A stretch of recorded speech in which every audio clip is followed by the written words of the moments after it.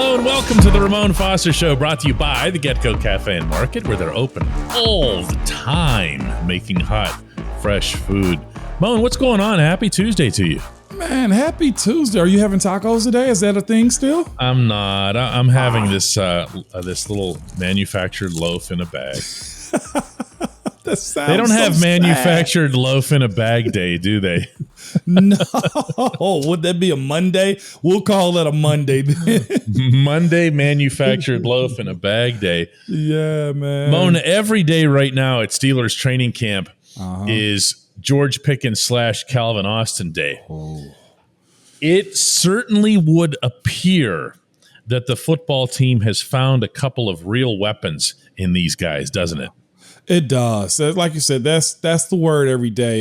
We talked to our producer, on-site guy, Eddie Provident, about it, and he's just saying, like, every day they're doing something special. They're doing something. You check social media, there's the oohs and the ahs of the things that they do. And honestly, I think it's a little bit of the surprise of what they're actually doing, too. You got to think. George Pickens come out with the ACL and got to make sure that he's healthy. And you find out, oh, this guy is just different. And then Calvin Austin's situation, like his official height, DK, listeners, 5'7" and 3/4. That's not supposed to look unique or dynamic on the football field, right? No. That's a walking pedestrian. That's usually not a guy you find on the football field in the NFL camp making these type of headlines and, making the plays that he is. And you expect him to be fast, but he's still getting away from guys that's, I hate to say, as small as what do we say, vertically challenged as he is. And you don't expect that to be the case in the NFL's training camp. No, you don't. But here's the thing that jumps out to me about both of those guys in watching them up there, Moan. More than anything else, and I sometimes, you can get a little bit too caught up when you've been covering sports a long time like I have in little particulars and this and that, and whether it's baseball, hockey, or football. Right. And sometimes you're better off just backing off and saying that individual right there can do things that other people can't. Yeah. And just forget the rest, okay? Yep. In baseball, it's someone who can just swing the bat with more force than someone else or throw the ball harder. In hockey, it's just raw speed or strength or something that you just see them do where you go, okay, that right there, and it doesn't go into a slump either. Right. When I see Pickens and his, you mentioned the word vertical. Well, he is not vertically challenged. No. Okay. In addition to being 6'4" or whatever he is, he goes up, but he also contorts and twists and does crazy things to conjure the ball showing up in his hands. And you're like, what was that? How did he do that? Calvin Austin. Just breakaway speed, blurring speed. He's pulling away. Yeah, he's pulling away from secondary guys. Moan, if I'm Matt Canada, I'm having a very hard time keeping these individuals off the field. And that's actually the thing that I most wanted to ask you about today was what do you do there? Because you do have other players. You do exactly as you said, DK. You find a way to put them on the field. You challenge but encourage those types of guys that have this type of athletic ability, this type of playmaking capability. Also, DK, and I'm looking at a photo now of George Pickens go up and catch the ball. This isn't a body catch. This is a hand catch. This is a guy that knows that, look, I am bigger than you. My hands are big enough to control this ball. You're going to swipe down when I go up. Or you're going to swipe up when I come down. No, I'm trained for this. So you're right, DK. I'm a little cautious about throwing a quarterback out there to your original question. These guys, I'm putting them out there because the more reps they get against the bodies of a defender, the better they're going to get at, the better understanding that they're going to have as far as when to break, what my body is going to do on this turf, what I need to do against this guy. That picture I saw of Calvin Austin stopping, catching the ball, breaking away from Terrell Edmonds. that says, look, I can do something with that if I get him to understand the game of football. And that's what you do with those two young guys, DK. Yeah, it's game-breaking capabilities that they have. Yeah. Okay. Yeah. And again, I don't want to go too far here. Neither of them has suited up in anger once yet. Right. Or did it for a long amount of time throughout training camp. Or played through injuries or been, covered in a certain way or whatever. So I don't mean to get ahead of anything here. Right. I'm just talking about the opportunities that need, I think, to be presented to them. Now, we're going to see that in the preseason. And with Deontay Johnson doing his hold-in, it actually creates some of those right off the bat, okay? Yeah. But Deontay's going to come back. He's not sitting out. He's not Le'Veon Bell, okay? No. One way or another, he's going to play football this fall. Mm-hmm. So Deontay's going to be out there. Chase Claypool's going to be out there. Miles Boykin has very quietly had a good camp, okay? No one talks about him. Okay. Yep. Anthony Miller has gotten a little bit of buzz, but Anthony Miller is another guy. Now, Anthony Miller is your classic support role, special teams, whatever else here, but maybe he'll be more. But my point is there are a lot of bodies at that position, and I don't, I just don't want them to get buried is what I'm saying. No, and you know what? I don't necessarily think they will. Because this is, you say all that, DK, but you've been around the game for a while, and I have too. You've seen talent when you're just like, whoo, this guy is different. And I feel like that's what we're saying. We're speaking about Calvin Austin and George Pickens is they're just different. Again, they got to grow. They got to take their lumps. They got to find their ways how to survive and be pros. That's the next thing. Like, these are controlled settings to where the coach can set you up against this play, against this type of defense. You got to go make plays. When it comes to the actual being inside a stadium, when it comes to times to, hey, this is what our game time routine is. We might not come to you in the first half of the game. What are you still going to do throughout the game? And that's that growth that we need. But just overall, DK, you got to be excited about the playmaking ability of this wide receiver group, starting with those two young guys. And like you say, Miles Boykin, that in itself is 5. The 2 rookies, Miles Boykin, and the 2 veterans that's already been there, Chase Claypool and Deontay. Tell me, okay, and I know there's probably a better group out there, but who has that much optimism about that receiving core? It ain't the Colts. It's not the Jags. It's not many. It's the Bengals. Bengals have it. Yeah, Bengals. And I, without getting into a whole going through all 32 teams, I see what you're saying. The Steelers have options and depth. I guess where the Steelers might fall off in that discussion is the 1 and especially the 2. Well, yeah. Okay. Meaning Deontay, is he a true 1? We've been talking an awful lot about that. Claypool, he knows what he wants to be, and here's hoping that he is. But I'll tell you this, Mon, and we have to cut the break here. This team has options at wide receiver that can help to mitigate the uncertainty of the offense and the uncertainty at quarterback. Yes, sir. That alone should be reassuring to fans. Mm-hmm. When we come back, we're going to look at that defensive line.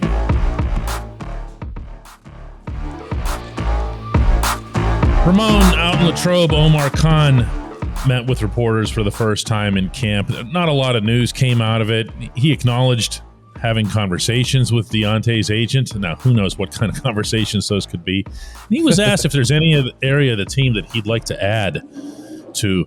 And his response, and I'm going to give it to you verbatim, was, overall, I feel really good about the 90-man roster that we have. If there's an opportunity to upgrade a position, somebody comes available through the waiver wire, somebody calls about a player, shopping, obviously you're going to look at it. Injuries come into play, but overall, I feel really good about our roster. Now, that's a very, very vanilla response. Oh, yeah. But it's also, to be honest, it's the kind of response that you want. It's not saying, hey, here, this situation or that situation is something that we're really worried about or looking to add to. Is the defensive line an area of concern? I'm asking you because you have Larry Ogunjobi, who Omar swears is just fine, and we're just being careful with him. You have Tyson Alualu with the knee injury. You have Cam, who's magically still performing at his very peak. You better make sure you say it like that, too. At age 34, right? Okay. But would you have concerns if you were Omar?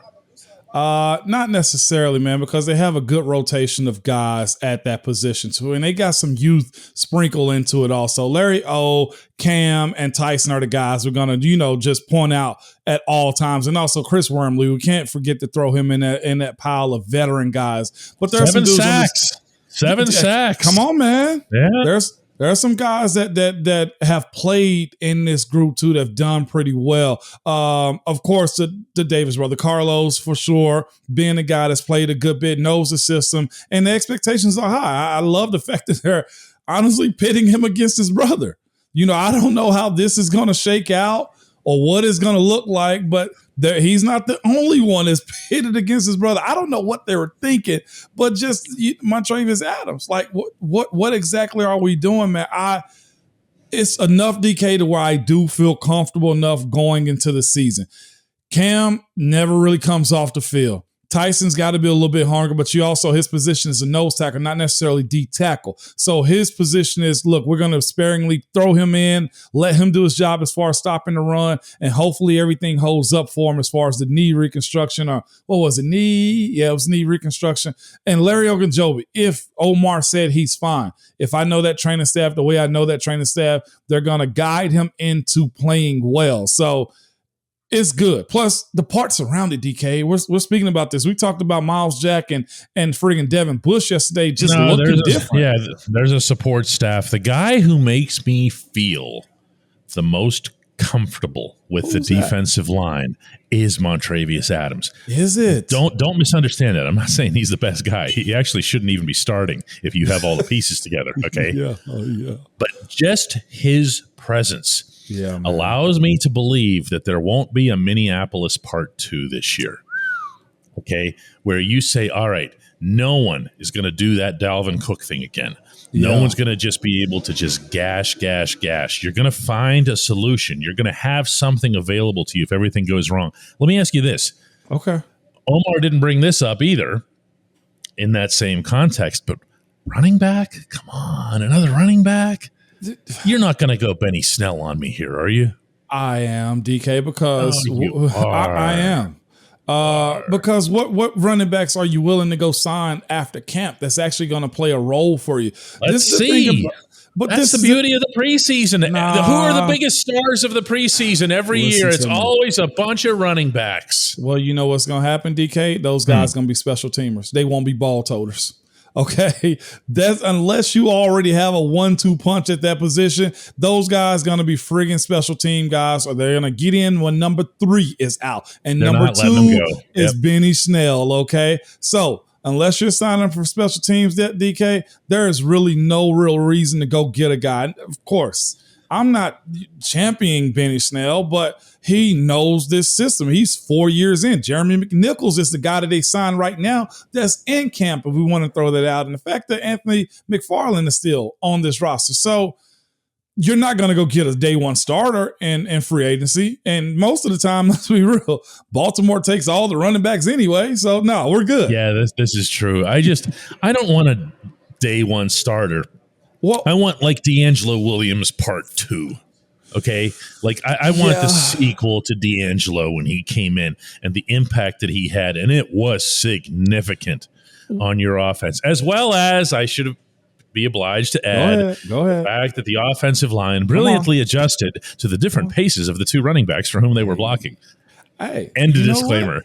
From yesterday, you've been an offense racist, okay? A major defensive supporter, all right?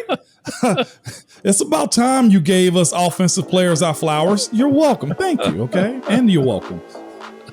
I don't even want to talk to you anymore. When we come back, it's the only segment that matters, the Hey Mon segment.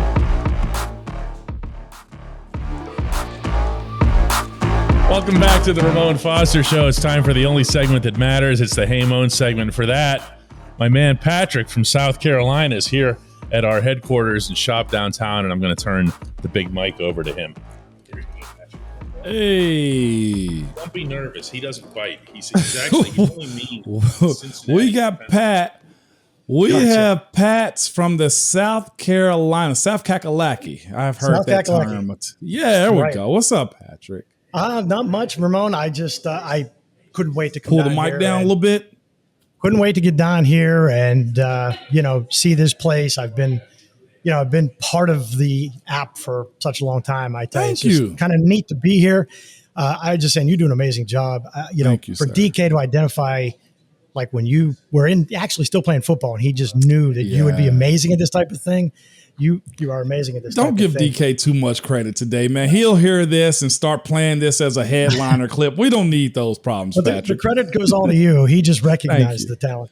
But I did want to ask you a question. I found something I was kind of amazed to see. Not amazed to see, but I mean, I knew you were that kind of talent. But so I guess I should start with, hey, Mon. Yes, sir. How do you feel that, according to the Pro Football Reference, the average value, or the average value, I think they call it, you literally are one of the top 50 Steelers of all time? Really? So I just was curious as to how you might feel about that. I didn't know if you ever heard that before.